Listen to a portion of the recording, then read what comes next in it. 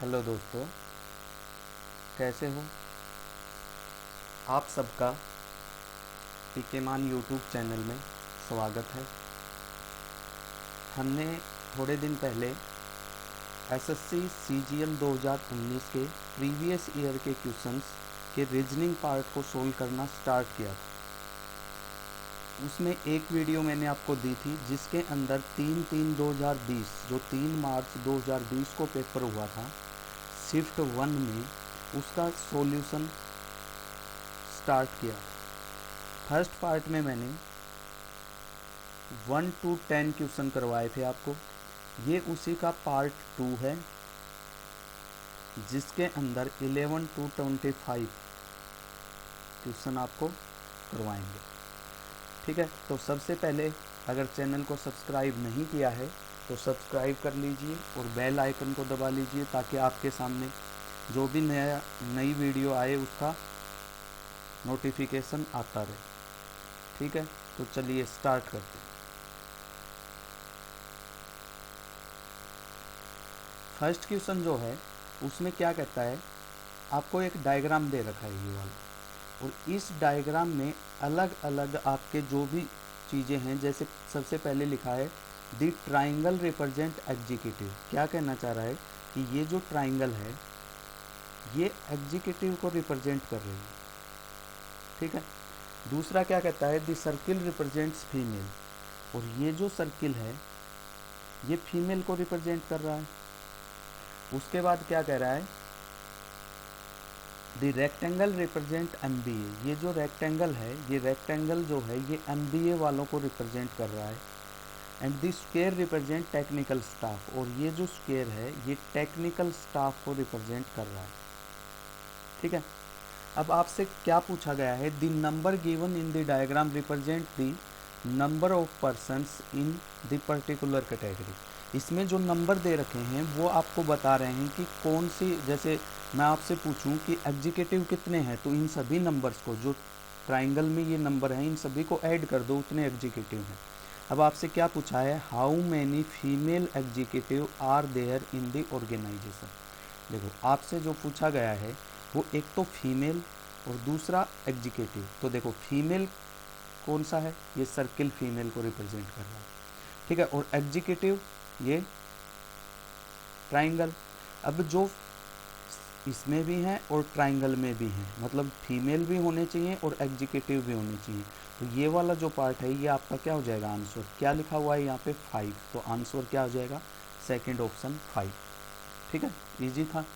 चलिए next question देखते हैं। ये है आपका नेक्स्ट क्वेश्चन। ये क्वेश्चन आपके मैथ में भी पूछे जाते हैं। ठीक है, मैथ में आपका एक एजेज का चैप्टर होता है जिसमें एज से रिलेटेड क्वेश्चंस आते हैं।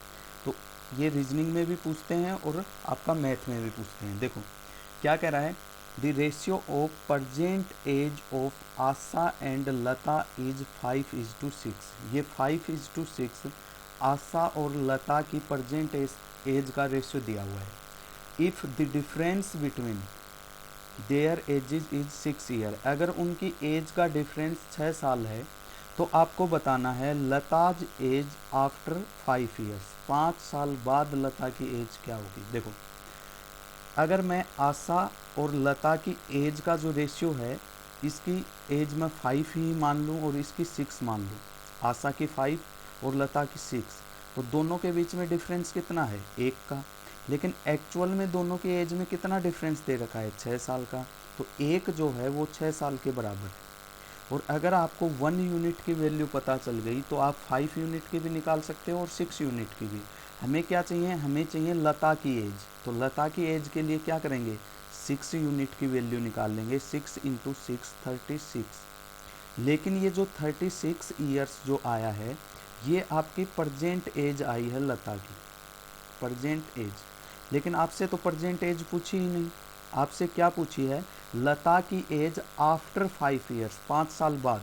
तो अगर आज लता 36 साल की है तो 5 साल बाद कितने साल की हो जाएगी 36 + 5 41 आपका क्या आ जाएगा आंसर। तो थर्ड ऑप्शन क्या हो जाएगा आंसर। ठीक है, बहुत इजी क्वेश्चन आते हैं रीजनिंग में, आपके 50 में से टारगेट होना चाहिए रीजनिंग में 45+ एसएससी में।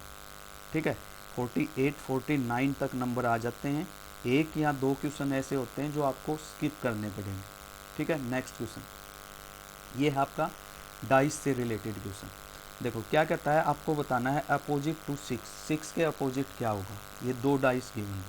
ठीक है, अगर आपको डायग्राम अच्छे से नहीं दिख रहा मैं फिर से बना देता हूँ। देखो ये ऐसे दो आपको डायग्राम दे रखे हैं, यहाँ पे 1 है, यहाँ 3 है, यहाँ 5 है। दूसरे में यहाँ पे 3 है, यहाँ 6 है, यहाँ 5 है। देखो कैसे करेंगे इस क्वेश्चन को।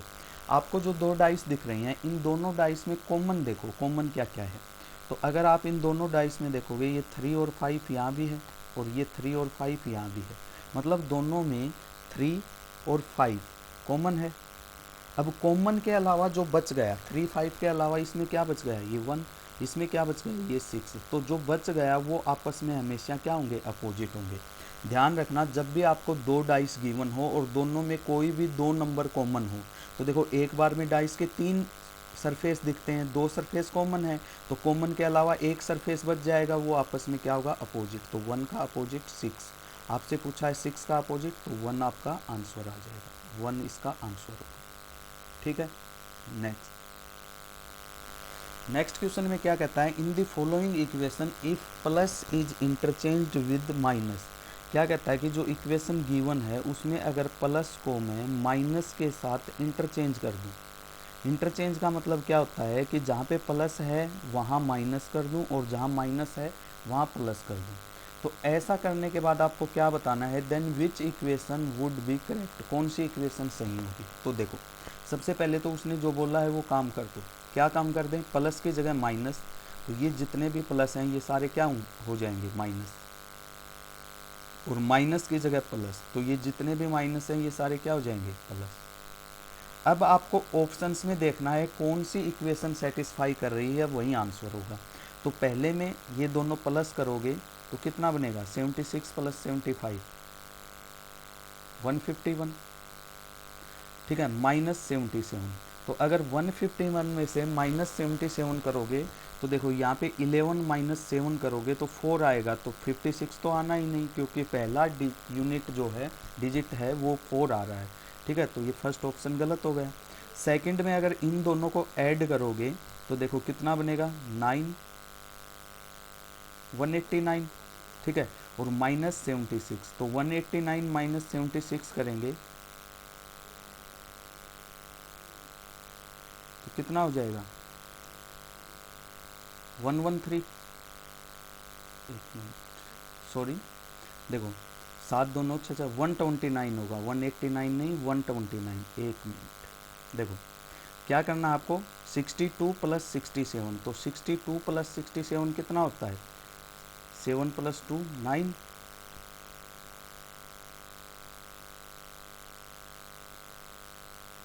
7 प्लस 2 9 और 6 प्लस 6 12।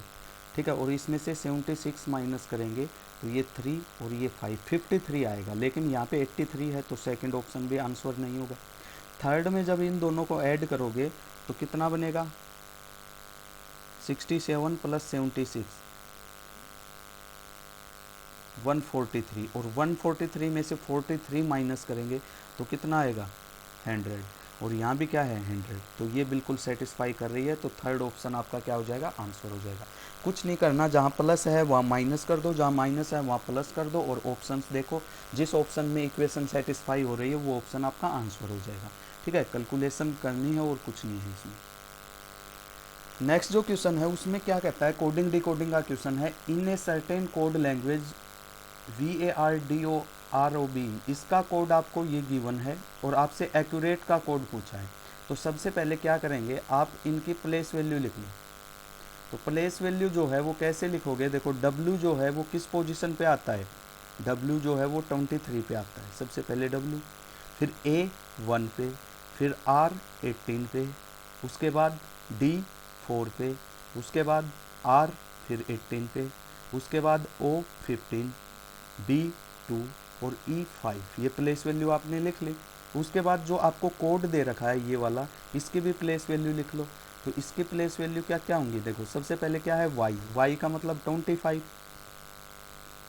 y के बाद x का मतलब 24, x के बाद v, v का मतलब 22, v के बाद y 25, y के बाद x 24, x के बाद h 8 और h के बाद j 10 और j के बाद v 22।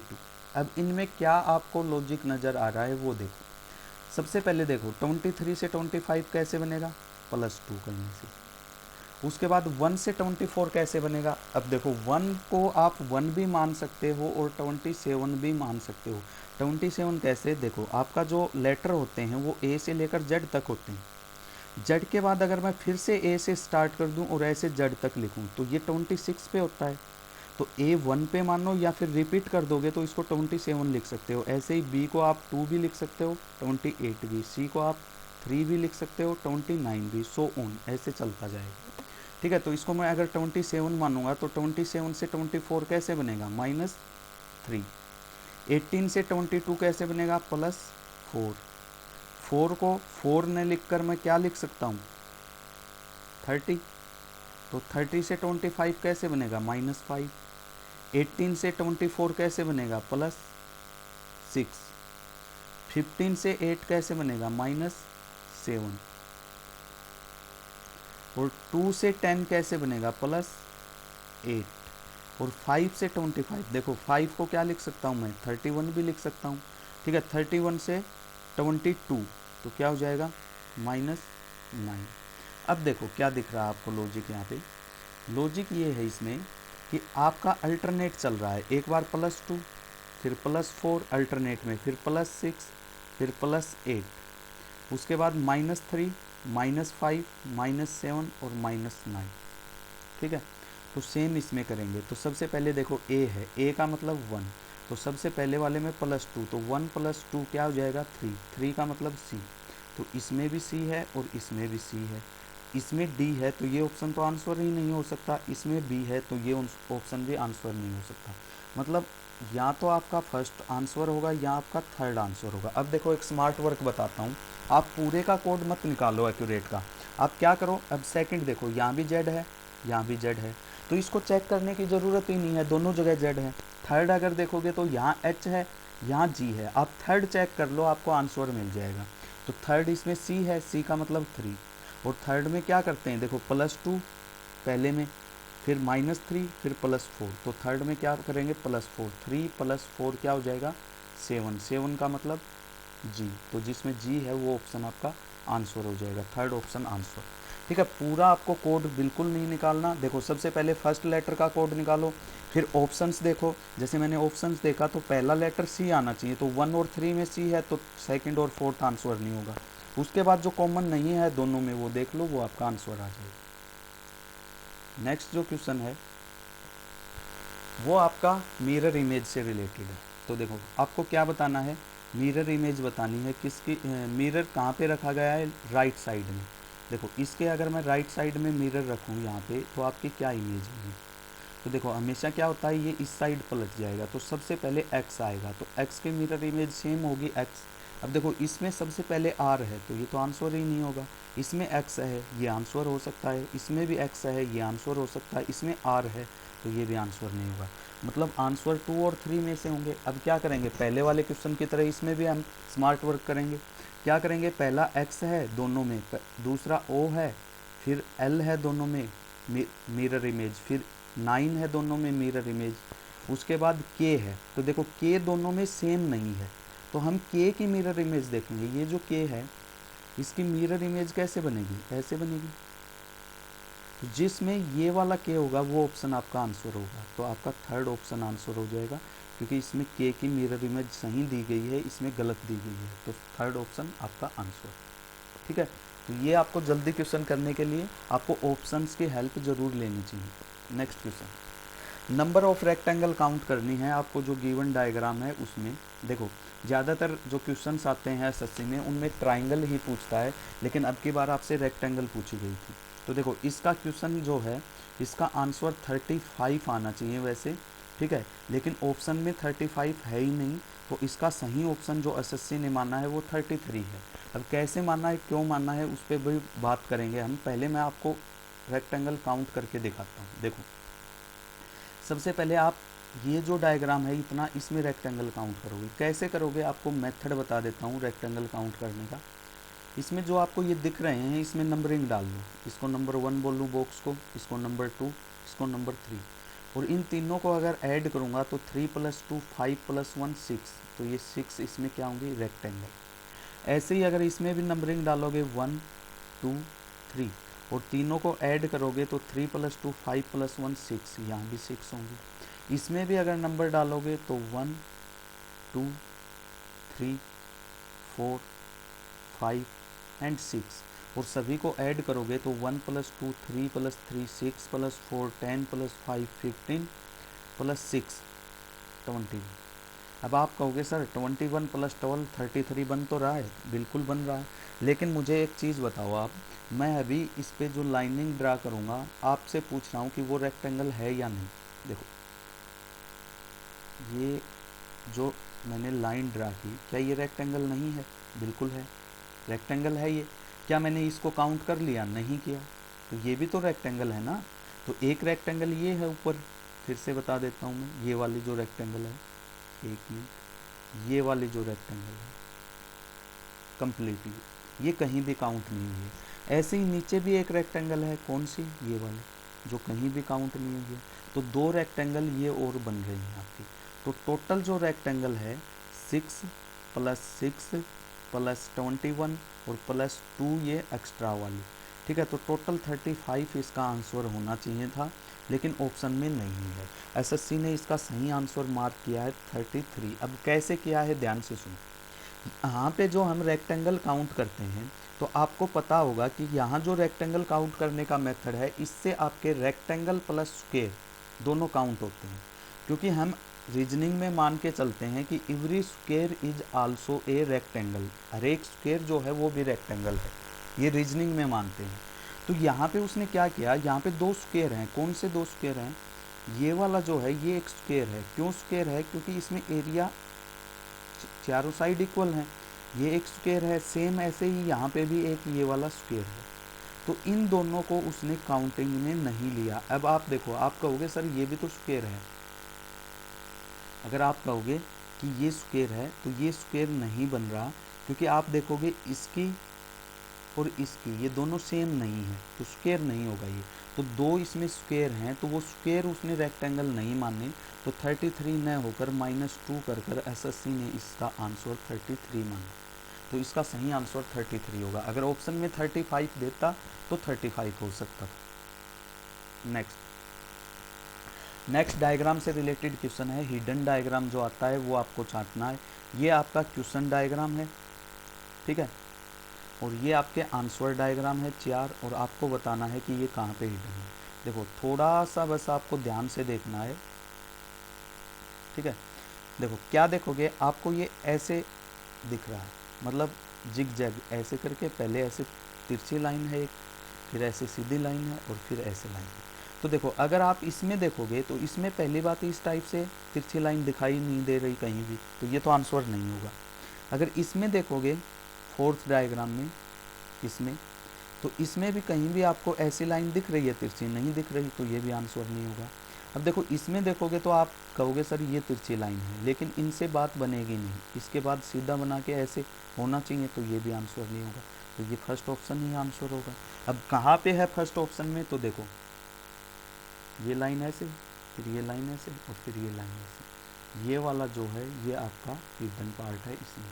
तो फर्स्ट ऑप्शन इसका आंसर होगा, ठीक है। थोड़ा सा आपको डायग्राम को ध्यान से देखना है, आंसर मिल जाएगा। ये जो नेक्स्ट क्वेश्चन है 19th, ये क्वेश्चन अच्छे लेवल का था, थोड़ा सा टाइम कंज्यूमिंग था। तो इस टाइप के क्वेश्चन अगर पेपर में आते हैं तो देखो आपके पास टाइम है तो ट्राई करो, नहीं तो आपको स्किप ही करना पड़ेगा। इसकी कोई शॉर्ट ट्रिक नहीं होती, आपको ऑप्शन से करना होता है। तो क्या करोगे, देखो इसमें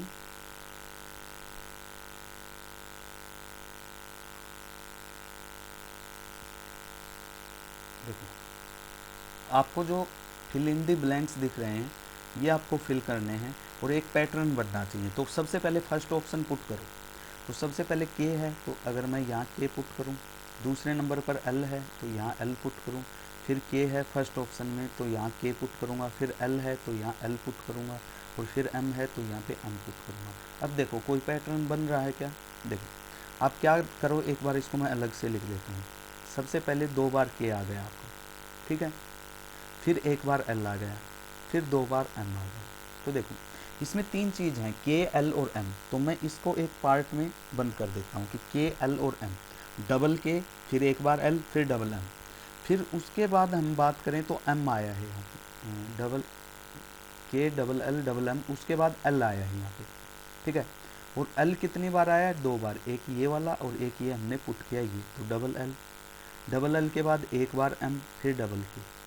अब देखो आपको समझ में आएगा कि बीच वाला जो लेटर है वो एक बार है और उसके दोनों साइड जो लेटर हैं वो 2 बार है, ठीक है।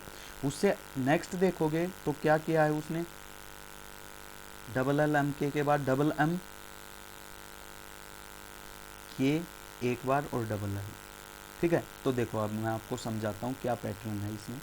देखो आपने यहाँ डबल के लिया, फिर डबल m, और बीच वाला जो लेटर है वो सिंगल बार, और जो बीच वाला लेटर है नेक्स्ट जो है वो उसी से शुरुआत करेंगे। तो यहाँ l के बाद क्या था m, तो यहाँ एक बार m, फिर बचा क्या k, तो वो पुट कर दिया। अभी यहाँ पे क्या आएगा, बीच वाला लेटर 2 बार m, और m के बाद क्या था ये k, तो k एक बार, और फिर बचा क्या l, वो डबल। अब नेक्स्ट अगर मैं कहूँ तो क्या आएगा, पहले बीच वाला लेटर क्या है, बीच वाला k, और कितनी बार, 2 बार। बीच वाले के बाद क्या है l, तो l कितनी बार आएगा, एक बार, बचा क्या m डबल टाइम। नेक्स्ट मैं आपसे पूछूं तो बीच वाला l क्या करेंगे, 2 बार, फिर क्या है m, तो m क्या, एक बार, बचा क्या k डबल बार। नेक्स्ट पूछूं तो बीच वाला m से शुरुआत, डबल m, उसके बाद k एक बार, बचा क्या l डबल बार, ऐसे चलता जाएगा। तो ये एक पैटर्न बन रहा है, तो फर्स्ट ऑप्शन ही आंसर हो जाएगा, आगे चेक करने की ज़रूरत नहीं है। फर्स्ट ऑप्शन को पुट करो, अगर आपको लग रहा है कि कोई पैटर्न बन रहा है तो वही आंसर, नेक्स्ट चेक करने की ज़रूरत नहीं, ठीक है। नेक्स्ट क्वेश्चन, ये टाइम कंज्यूमिंग था बिल्कुल, पहले एक ही क्वेश्चन ये ऐसा लगा मुझे इसमें जो टाइम कंज्यूमिंग है। ये पेपर फोल्डिंग एंड कटिंग का क्वेश्चन है, आपको ये पेपर दे रखा है, इसको सबसे पहले 2 फोल्ड कर दिए, एक ऐसे एक ऐसे, फिर इसको ऐसे फोल्ड कर दिया, 3 फोल्ड किए हैं, ठीक है। अब क्या होता है कि जैसे आप फोल्ड करते हो वैसे ही ओपन करोगे, लेकिन रिवर्स में चलोगे, लास्ट में जो फोल्ड किया है वो सबसे पहले ओपन होगा। तो लास्ट में आपने ये फोल्ड किया है तो सबसे पहले ये ओपन होगा इसे, और अगर इसको ओपन करोगे तो ये ऐसे बनेगा ट्राइंगल, और इसके ऊपर ये स्क्वायर बनेगा, ठीक है। अब इसको फोल्ड किया था आपने इस साइड, तो ओपन करते टाइम एक तो इस साइड ओपन होगा, एक इस साइड ओपन होगा, मतलब जो ये है ये सेम एक बार यहाँ बन जाएगा, एक बार यहाँ बन जाएगा, मतलब ऐसे बनेगा ये, ठीक है, ये ऐसे बनेगा। समझ में आ रहा है, कुछ इसमें डिफ़िकल्ट नहीं था। और फिर ये ऐसे बनेगा, तो ये 3 बार आपके ऐसे आने चाहिए, ठीक है। तो देखो इसमें तो ये 2 बार हैं तो ये तो आंसर नहीं होगा, इसमें भी 2 बार हैं, नहीं होगा, इसमें 3 बार हैं, लेकिन ये देखो कैसे है, इसका ऐसे होना चाहिए, ठीक है। तो इसलिए इसके कारण ये गलत है, तो ये ऑप्शन आपका आंसर हो जाएगा, ठीक है। कुछ नहीं है, डायग्राम को ध्यान से देखो, डायग्राम वाले क्वेश्चन ज़्यादा डिफिकल्ट नहीं होते, ईजी होते हैं। ये साइलॉग्स का क्वेश्चन है, साइलॉग्स ऑफलाइन जो स्टूडेंट है मेरे उनको तो बहुत अच्छे से पढ़ाया है मैंने। क्या कह रहा है, सबसे पहले स्टेटमेंट दे रखी हैं, सम एनिमल्स आर एलिफेंट, तो A for animal, Venn diagram बनाएंगे, सम एनिमल आर एलिफेंट ऐसे बनेगा, फिर सम एलिफेंट आर टाइगर ऐसे बनेगा, ये वेन डायग्राम बन गया। इसके बाद क्या करेंगे हम, जो कंक्लूजन है वो देखते हैं। सबसे पहले पूछा है सम एनिमल्स आर टाइगर, देखो एनिमल और टाइगर में आपसे सम का रिलेशन पूछा है, क्या होगा। देखो ऑफलाइन जो स्टूडेंट पढ़े हैं मुझसे उनको तो अच्छे से पता होगा, मैंने आपको बता रखा है कि जब भी इस टाइप का कोई भी डायग्राम बने, ए बी सी मान लो, और आपसे इसमें और इसमें रिलेशन पूछे, चाहे सम ए आर सी पूछे, चाहे नो ए आर सी पूछे, चाहे ओल ए आर सी पूछे, चाहे सम ए आर नोट सी पूछे, सब कुछ क्या होगा, डाउटफुल। किसमें, ए और सी में। डाउटफुल का मतलब क्या होता है कि पॉसिबिलिटी में आएगा, कैन नॉट से, सही भी हो सकता है और गलत भी। तो सम एनिमल आर टाइगर, तो ये एनिमल है ये टाइगर है, सेम ए और सी वाली सिचुएशन है, तो ये क्या आएगा, डाउटफुल। डाउटफुल का मतलब कैन नॉट से, हम नहीं बता सकते कि ये सही है या गलत है। और इस टाइप के जो कैन नॉट से वाले होते हैं वो रोंग ही होते हैं, लेकिन डेफिनेट रोंग नहीं होते। ये चीज़ मैंने बताई थी। No tiger is an animal, फिर से टाइगर और एनिमल में ही पूछा है, तो इन दोनों में तो नो हो, सम हो, ऑल हो, सम नोट हो, सब डाउटफुल, तो ये भी क्या होगा, डाउटफुल कैन नोट से, तो ये भी क्या होगा, रोंग। अब इसका मतलब answer neither one nor two, नहीं, गलती कर दोगे अगर नाइदर नोर लगा दिया तो। मैंने आपको एक आइदर और की कंडीशन बताई थी। मैंने क्या बताया था कि आपके पास अगर दो कंक्लूजन हैं और दोनों कंक्लूजन डाउटफुल वाली कैटेगरी में है, दोनों डाउटफुल वाली कैटेगरी में है, तो एक बार आपको आइदर और चेक करना पड़ेगा। और आइदर और के लिए मैंने तीन अलग अलग आपको कंडीशंस बता रखी हैं। अगर वो तीनों कंडीशन सेटिस्फाई करती हैं तो आइदर और लगेगा। क्या है वो तीन कंडीशंस? सबसे पहली कंडीशन ये है कि दो कंक्लूजन जो हैं वो दोनों आपके क्या होने चाहिए, डाउटफुल। डाउटफुल का मतलब क्या है, न तो डेफिनेट ट्रू होने चाहिए न डेफिनेट रॉन्ग, कैन नॉट से वाले होने चाहिए। तो दोनों कंक्लूजन डाउटफुल हैं, इसका मतलब पहली तो सेटिस्फाई कर रही है। दूसरा मैंने बताया था आपको सब्जेक्ट एंड प्रीडिकेट सेम होने चाहिए। सब्जेक्ट प्रीडिकेट से मतलब क्या है, जैसे मैं आपको बोलूँ सम ए आर बी, तो ये ए और बी जो हैं इनको मैं सब्जेक्ट प्रीडिकेट बोल रहा हूँ। तो यहाँ पे एनिमल और टाइगर है, यहाँ भी आपका टाइगर और एनिमल है, आगे पीछे लिखने से कोई फ़र्क नहीं पड़ेगा। तो एनिमल और टाइगर दोनों सब्जेक्ट और प्रीडिकेट सेम है। थर्ड जो था वो मैंने आपको बता रखा है कि एक पॉजिटिव कंक्लूजन होना चाहिए और एक नेगेटिव कंक्लूजन। तो सम वाला जो कंक्लूजन है ये पॉजिटिव है, ये नेगेटिव है, मतलब तीनों कंडीशन सेटिस्फाई हो रही हैं। तो नाइदर नोर न लगकर आइदर और आपका इसका आंसर होगा, आइदर और लगेगा इसमें, ठीक है। नेक्स्ट जो क्वेश्चन है वो सीरीज का क्वेश्चन है। देखो सीरीज जो है एसएससी में जो सीरीज का क्वेश्चन आता है वो बहुत इजी आता है, डिफ़िकल्ट नहीं आता। आप अगर सिंपल सी उनका क्या निकालोगे, डिफरेंस देख लोगे, सिंगल डिफरेंस नहीं तो डबल डिफरेंस में आंसर मिल जाता है। लेकिन बैंक में जो आता है सीरीज का क्वेश्चन वो टफ आता है, ठीक है। तो आप पहले इसमें डिफरेंस देखो, 17 से 21 कैसे बनेगा, +5। 21 से 30 कैसे बनेगा, +9। 30 टू 46 कैसे बनेगा, +16। 46 से 71 +25। अब देखो ये क्या हो रहा है, सॉरी ये +4 है, +5 नहीं +4। 17 +4 क्या होता है, 21, ठीक है, हो जाता है थोड़ी सी मिस्टेक, ठीक है। तो ये 4 जो है ये क्या है, 2 का स्क्वायर है। 9 जो है वो क्या है, 3 का स्क्वायर है। 16 जो है वो क्या है, 4 का स्क्वायर है। 25 जो है वो क्या है, 5 का स्क्वायर है। तो अब क्या आना चाहिए, 6 का स्क्वायर, मतलब 36। क्या करेंगे, प्लस, क्योंकि सभी प्लस हो रहे हैं। तो 71 + 36 क्या आ जाएगा, 107 आपका आंसर आ जाएगा, फोर्थ ऑप्शन, ठीक है, इजी था। नेक्स्ट जो क्वेश्चन है वो देखो क्या कह रहा है, आपको एक डायग्राम दे रखा है, सीरीज का है ये भी, लेकिन सीरीज जो है वो डायग्राम से रिलेटेड है। आप देखो इसमें किसी भी तीन आपको इसमें दे रखे, तीनों में से कोई भी एक देखो, आप प्लस देखो, यहाँ पे प्लस था, नेक्स्ट में ये प्लस यहाँ पे चला गया, उससे नेक्स्ट में ये प्लस यहाँ पे चला गया, तो अगले में प्लस यहाँ पे आना चाहिए, क्योंकि हर एक में ये एक आगे बढ़ रहा है ऐसे, फिर यहाँ से यहाँ, तो यहाँ से यहाँ। अब देखो एक बार ऑप्शंस ज़रूर बीच में देख लो, इसमें यहाँ पे प्लस नहीं है तो ये आंसर नहीं होगा, इसमें भी यहाँ पे प्लस नहीं है तो ये भी आंसर नहीं होगा, और इसमें भी यहाँ पे प्लस नहीं है तो ये भी आंसर नहीं होगा। तो यही एक ऑप्शन बचा वो आपका आंसर। बाकी आपको चेक ही नहीं करना कौन कहाँ पे है, आपने देखा कि प्लस अपनी जगह पे सिर्फ थर्ड ऑप्शन में है तो वहीं आपका आंसर हो जाएगा, ठीक है। 24th क्वेश्चन भी कोडिंग डिकोडिंग का है। हार्वेस्ट का कोड ये दे रखा है, आपको फार्मर का कोड बताना है। सबसे पहले प्लेस वैल्यू लिख लो, एच की प्लेस वैल्यू 8, ए की प्लेस वैल्यू 1, प्लेस वैल्यू का मतलब कौन सा लेटर किस पोजीशन पे आता है, आर की प्लेस वैल्यू 18, वी की प्लेस वैल्यू 22, ई की प्लेस वैल्यू 5, और एस की प्लेस वैल्यू 19, और टी की प्लेस वैल्यू 20, ठीक है। इनको क्या कर रखा है, फिर आपको अलग अलग जगह पे लिख रखा है। 22 इसका कोड जो है वो 22, 21, 7, 24, 23 और 10। अब इसमें क्या लॉजिक है, देखो ये 8 जो है अगर आप इससे कंपेयर करोगे तो इसमें तो बहुत ज़्यादा डिफरेंस है। आप 8 के आसपास देखो, एक तो ये 7 है, एक ये 10 है।